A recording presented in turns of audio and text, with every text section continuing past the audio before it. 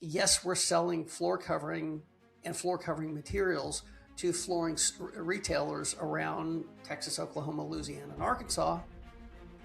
But it's not the what that we're selling, it's the how and the why. And ultimately, doing business the right way doesn't matter the product as long as the process is right. Welcome to the Nice Business Podcast. I'm your host, Richard Train, executive coach, leadership and culture consultant, and I'm joined by my good friend, Jim Bob Howard, veteran technical consultant. Together, we have more than 60 years combined of business and organizational experience. The purpose of this podcast is to have short but meaningful discussions about the people and culture side of business and how owners and executives can be both kind and successful. Hi, and welcome to another episode of the Nice Business Podcast. I'm Richard Train, your host, and my co-host is my longtime friend, Jim Bob Howard, and we are thrilled to welcome Jim Furbish to join us in a conversation. And Jim, before I let you kind of talk about yourself, I just want to set up a couple of things here. We spoke a little while ago, and you've done a lot of things. And it really comes down to what I got most out of our conversation has to do with reputation. How will you best be remembered? And of course, we're talking about this from a professional standpoint. I think that's something that's worth exploring for how do you lead, whether you are a business owner or whether you're leading in place as a manager at some level. It really kind of doesn't matter on the industry. But before we really delve into that topic, why don't we talk a little bit about you and who you are? Oh, my favorite subject.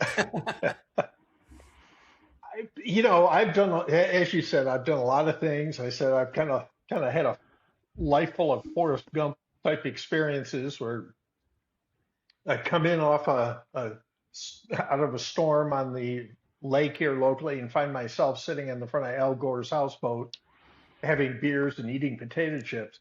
But I can't even think of his first name. Carter from Backstreet Boys shows up with a friend and asks if he can surf behind our boat. I had no idea who the guy was. I've had quite a few experiences, worked for some very well-known, highly reputed companies, a couple that were very highly reputed, but maybe didn't quite live up to their reputation. Right.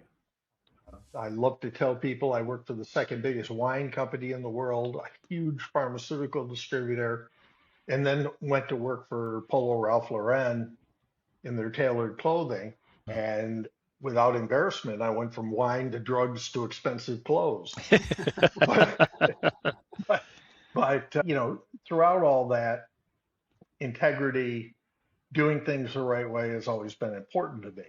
Yeah. I've had some different experiences being elected to boards, presidents of organizations, charter member, first president of the, now talk about exciting groups, luggage, leather goods, and travel accessories credit managers group.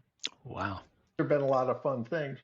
And in mid-career, and this is where I crossed paths with Jim Bob, I decided I was going kind of in the wrong direction despite the business successes I was having. So I kind of bailed out, went to work for a nonprofit business association that at their core is integrity, ethics, and trust. Worked there for 15 years until retirement.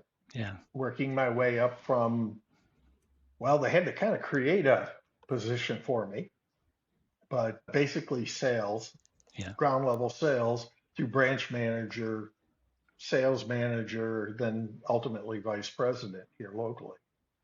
And I'd love to hear about that transition, like going from those big names, those big places where you were, and how that transitioned into, I want to work for a nonprofit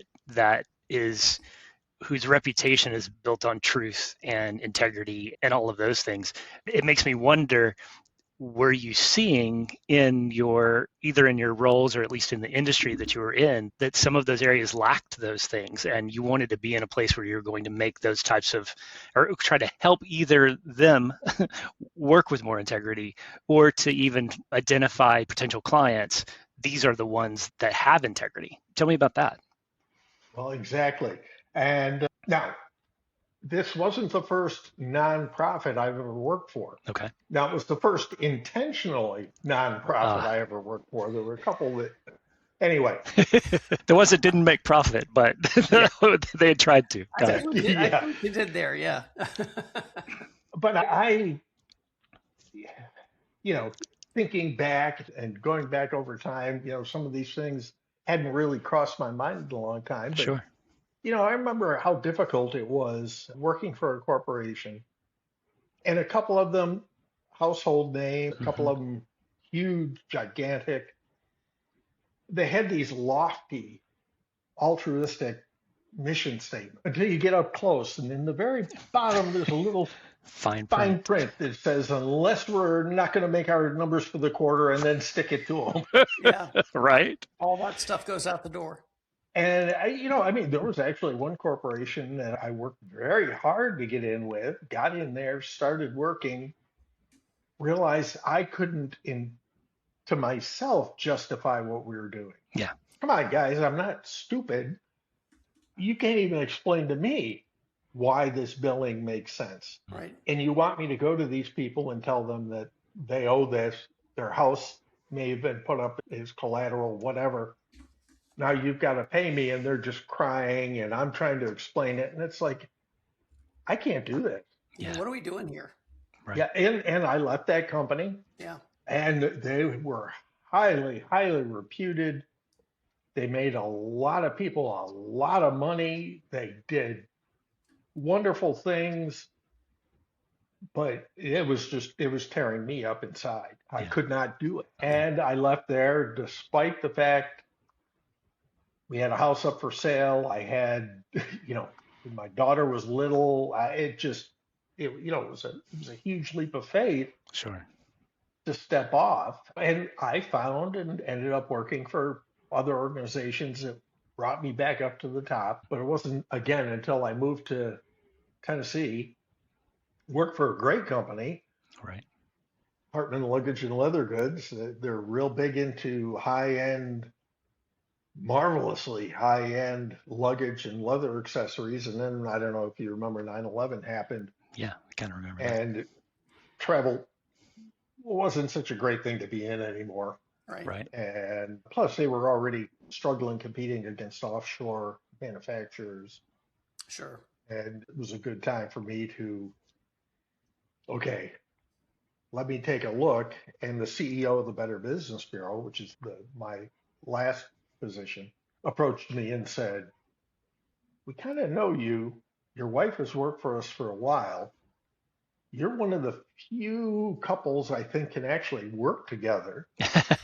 Normally we wouldn't do this, Sure. Right. but we think we can do that. And there were some caveats. They Sure. said you got to be real careful not to be seen as a couple, as two separate employees, which meant I didn't get to sit with my wife at any banquets or events and that kind of thing. But, you know, all in all, I think we've done pretty well. We're coming up on our 44th year Oh, that's awesome. anniversary here in June. Congratulations. So it was an opportunity that I wasn't sure I was really interested in, Yeah. but it was set up to be the right thing at the right time. And after a year or two, the CEO said, so what do you think? I said, I think I've kind of worked for this organization all along. You just finally adopted me into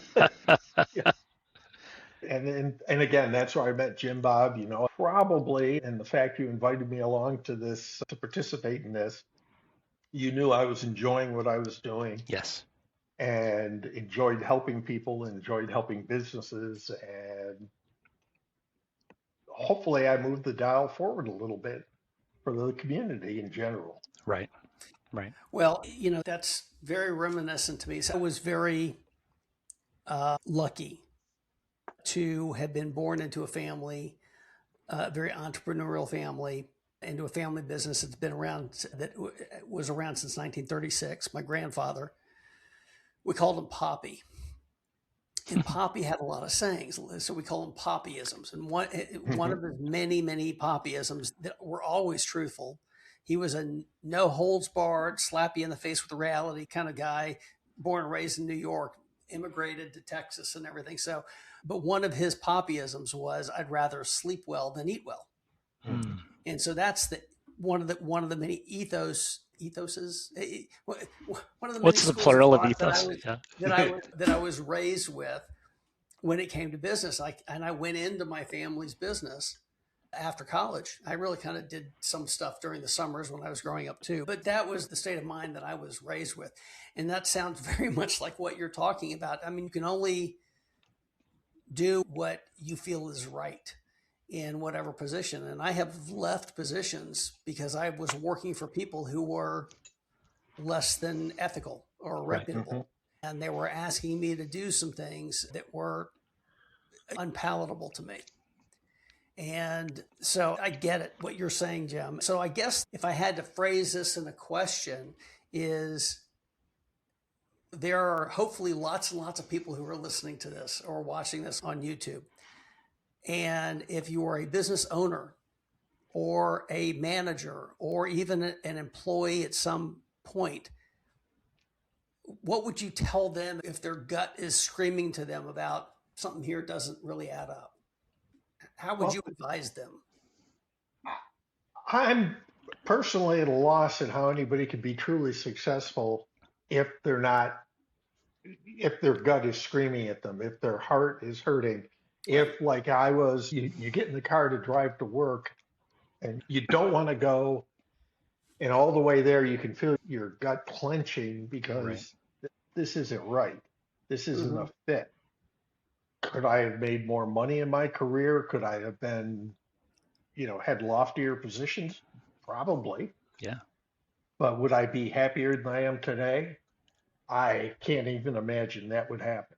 Right. Now, I was just on Tuesday, I'm part of a group that I went to, and there was a speaker, and this guy was talking about how he started his business almost by accident out of necessity, a small construction business. Now he's, one of the primary contractor on the new Titans Stadium here in Nashville. Right. So, I mean, obviously he's immensely successful.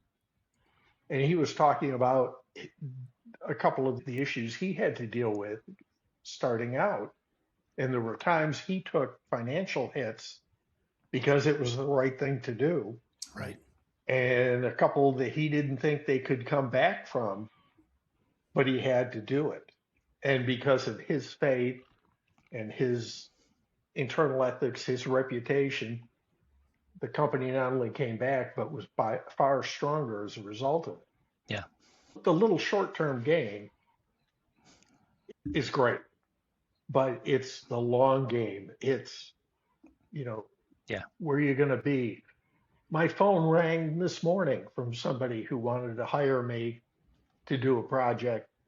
I haven't talked to this guy in years, but he knew me. He heard what I'm doing now. I started a little part-time business, totally diametrically on the other end of the scale, not working in an office, not having to wear a jacket and tie every day. I wear, work shirts, and I do lightweight handyman things to help people. Right. Which is how I started out, just helping people. And some insisted on paying me because they felt they were taking advantage. Okay, pay me. And I got referral after referral after referral. I'm pretty proud of the fact that, when I get a phone call from someone, sometimes people I haven't met, that say, "Oh, I know about you. Here's the code to the garage. I'm not going to be there, but go on in. Here's the Wi-Fi password. The desk is in a box on the floor and the chair. If you can want to put that together, grab a water, drink out of the fridge if you want water or whatever. Right. Make yourself at home, blast your tunes. Nobody's going to hear you. Have fun. And when you're done, Make a sandwich, sit on the couch, take a nap. and I'm almost like, we haven't met. But your reputation was so far ahead of you, right? Well, that's it. And, wow, really? Yeah. I'm pretty proud of that. And the fact that Jim Bob recommended me to do this. Well, and I think it speaks volumes, honestly, because I mean, if we were to talk to some of our listeners who are maybe struggling in areas that maybe they're not the owner of the company, but they're in leadership, or they're an employee, and maybe the company's doing good things, and maybe you're being paid well, but there's some things that are niggling. I think it's really easy for us to get boiled as frogs, right? And I don't know if that analogy is really true or not. Like it'll just sit there until it gets boiled, but I think it'll jump out at some point. But anyway, that notwithstanding, it is very easy for us as humans. I think we'll stay in longer when we're like, well, yeah, but it's paying the bills, and I've got orthodontia to pay for, and I've got kids camp and things to do, and I've got the car payments and the house payments and all that sort of stuff. And so we'll kind of put some things under the rug saying, I don't really like the way that's going. I'm not sure that I want to make an ethical call that's unethical. I just don't think it's the best. And then we kind of let that go. And then another thing comes up and we do the same thing. And then we get to a point where like, you know what, there are some ethical things that really need to be addressed, or I need to leave, one of the two. And I think it speaks volumes when you talk about organizations that make big decisions that are going to financially impact them, impact the company, but it's the right thing to do. And because you have two successful outcomes that come out of that. One is, you come back and you're able to strengthen that organization, do better than it's ever done before. That's one great outcome. The other great outcome is that company no longer exists doing those unethical things, which is also a good thing. And maybe it's going to hurt you personally, financially for a bit, but both will, right? But either way, like I'd rather sleep well than eat well. Right. And I think that does speak volumes. And the fact that you have that reputation across the organizations you've worked for, that those reputations led you to the Better Business Bureau, that leads you to like, hey, I want to do this thing to help people, and they're making me take their money, which, oh darn. Yeah, but well. but at the same time, like, hey, so-and-so referred me to you. I know we've never met, but I trust them. I trust what they've said about you. Here's the key to the garage, blah, blah, blah, and all that sort of stuff. That's huge. That's a much bigger win, I think, than even necessarily, the company coming back and, and doing multiple fold, better than it had been before. The better option, the better outcome is that here you are, known as a man of integrity, that somebody can say, yeah, come into my house, do the things, and leave, and I completely trust you. Exactly. Right? Exactly. And hey, I'm not downgrading money. Everybody needs to have money. Of course, yeah. Have income. But what I'm doing now, the fact that I'm being of service, that people trust me, refer me to their mothers and their grandmothers, and great. That to me is as rewarding as when they Venmo me the payment. Yeah, absolutely. Probably more. So. Probably more. But, yeah. Yeah, but it's enjoyable. It's people don't know what to do. They're stuck. This debt. It started during COVID. Frankly, I mean, everybody suddenly was working from home. Right.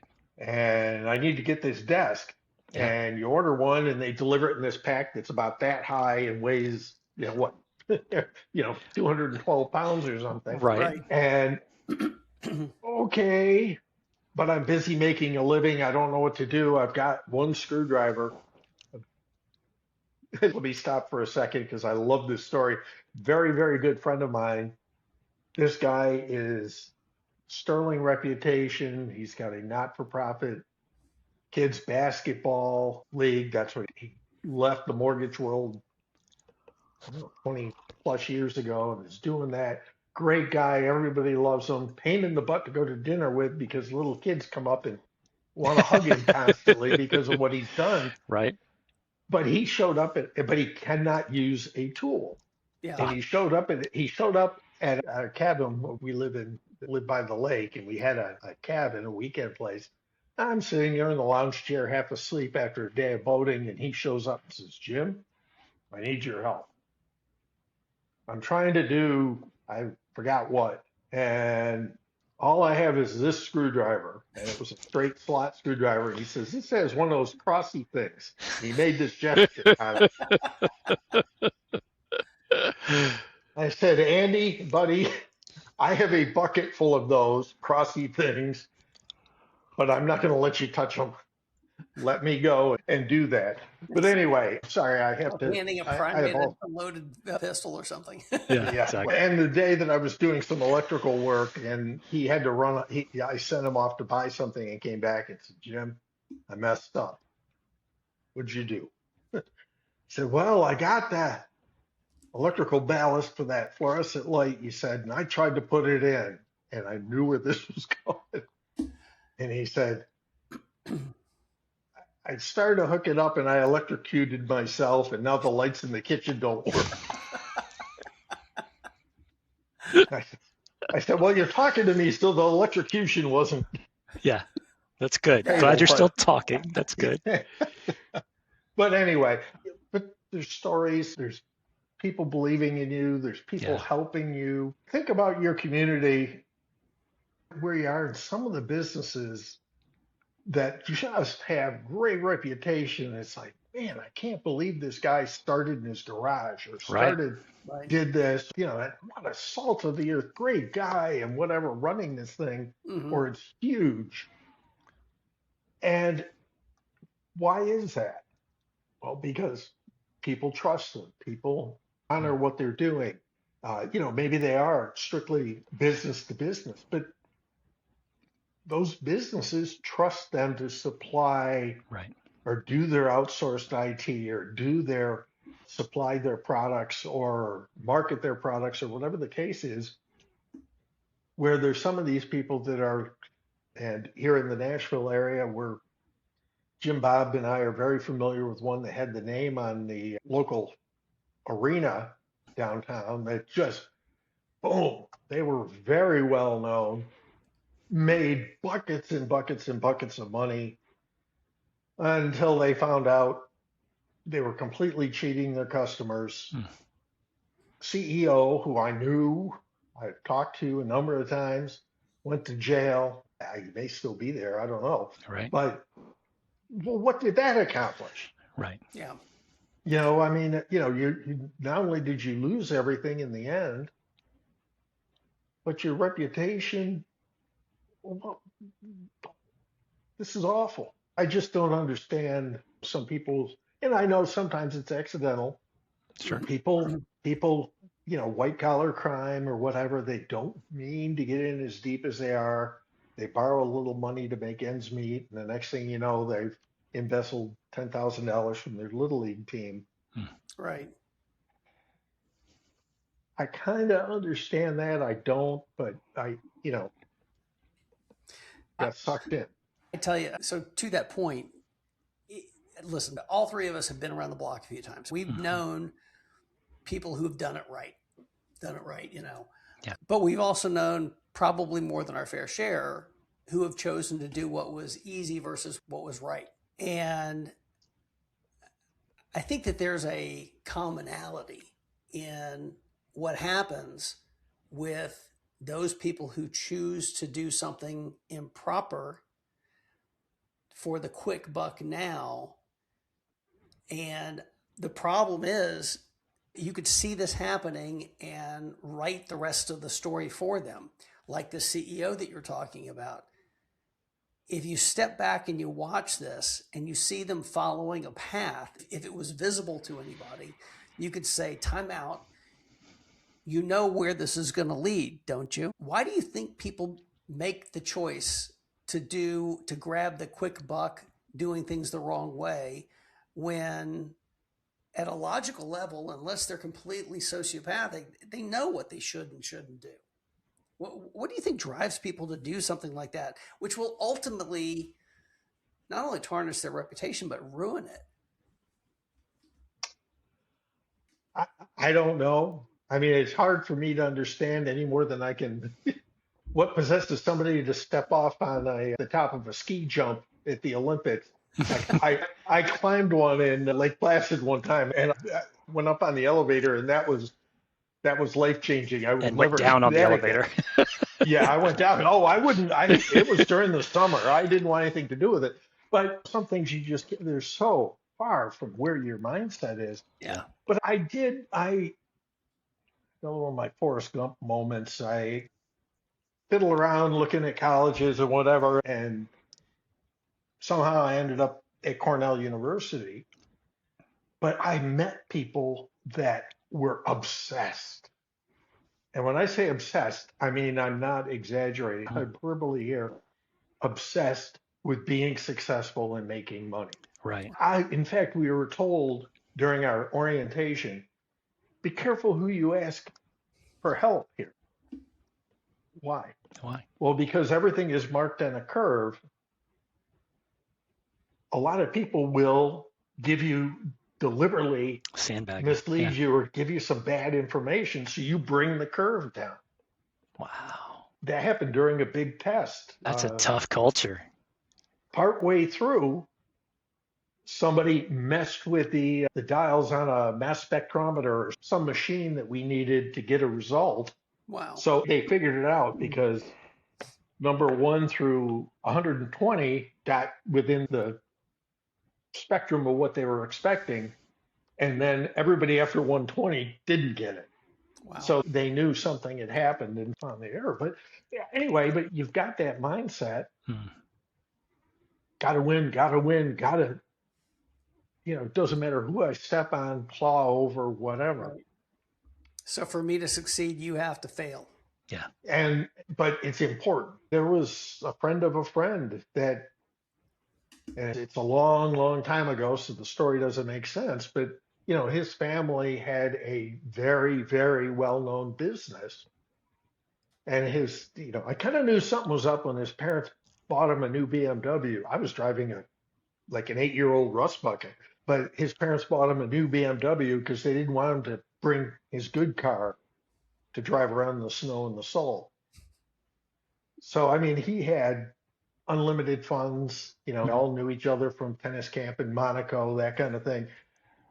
And yet his uncle, who was in the news at the time, but actually did a hostile takeover of the family business and threw this family out on their ear, his sister and their family.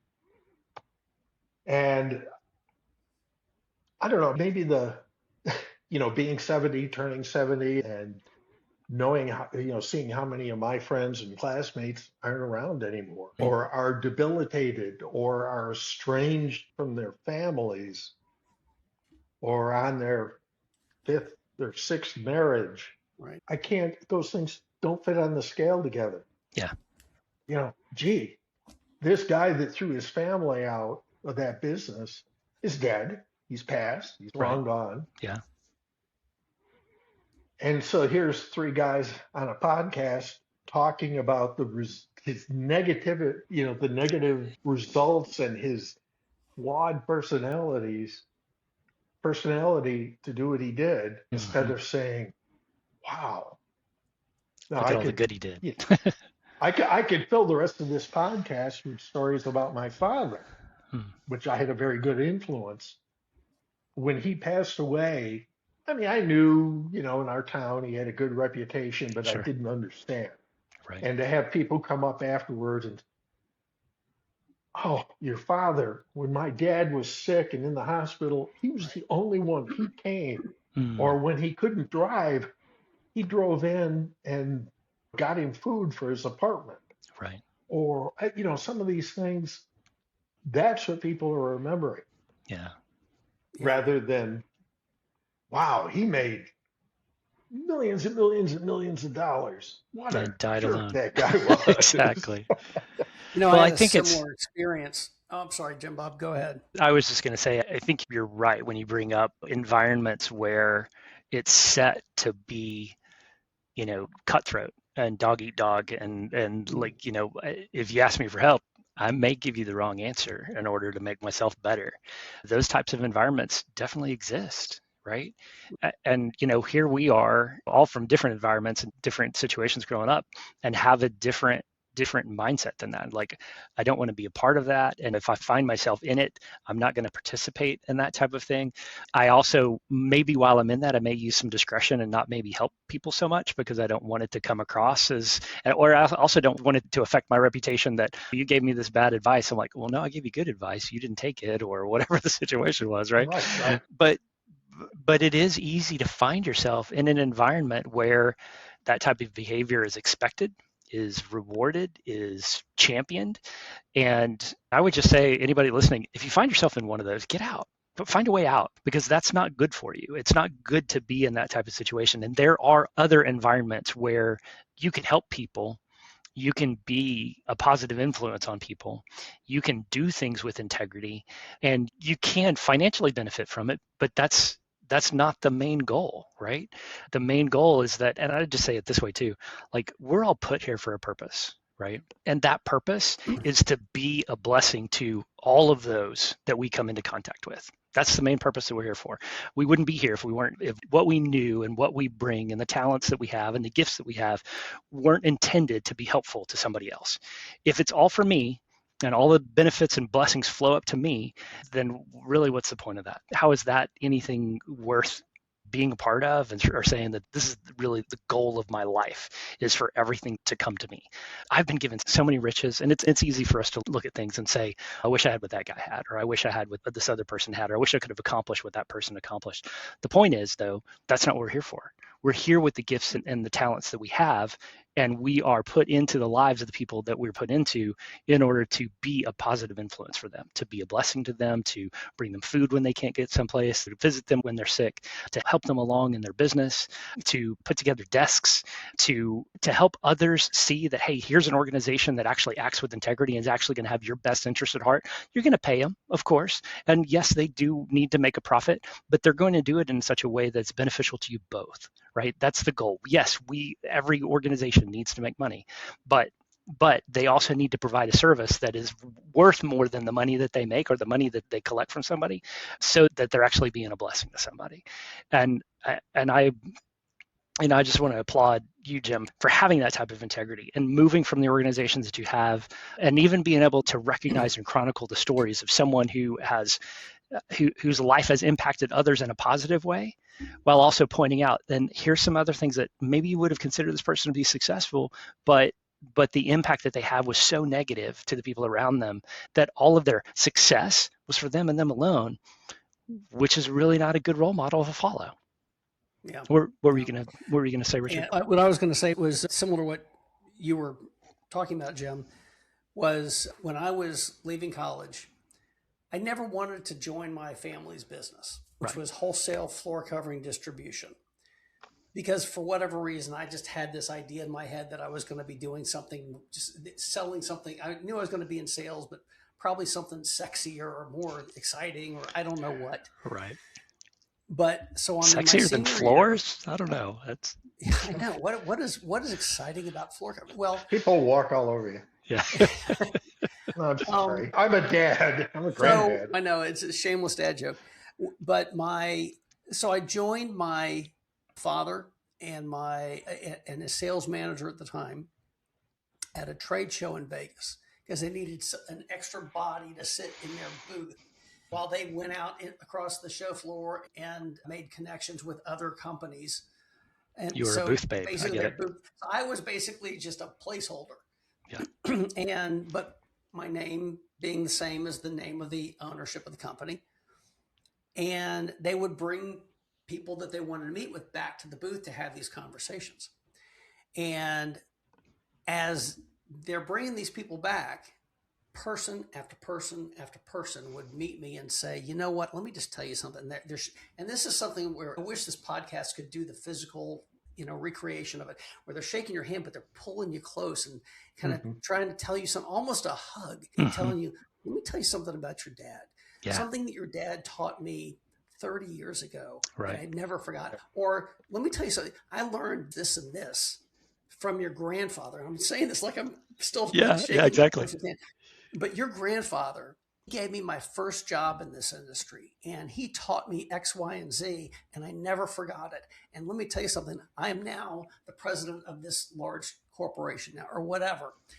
And all of a sudden I had like I'm dating myself, but a V8 head smack moment, holy cow moment. I'm not going to use the word that I'm thinking.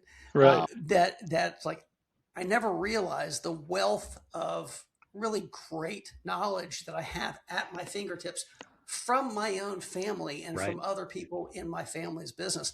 I would be crazy not to learn from this. Ultimately, yes, we're selling floor covering and floor covering materials to flooring retailers around Texas, Oklahoma, Louisiana, and Arkansas, but it's not the what that we're selling, Yeah. it's the how Yeah. and the why. And the why. And ultimately, doing business the right way doesn't matter the product as long as the process is right.